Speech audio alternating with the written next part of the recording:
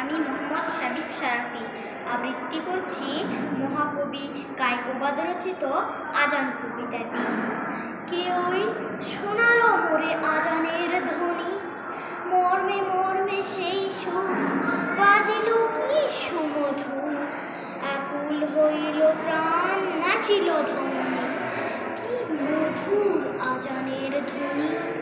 আমি তো পাগল হয়ে সে মধুর তানে, কি যে এক আকর্ষণে ছুটে যাই মুগ্ধ মনে, কি নিশীথে কি দিবসে মসজিদের পানে, হৃদয়ের তারে তারে প্রাণের শোণিত ধারে, কি যে এক ঢেউ উঠে ভক্তির তুফানে।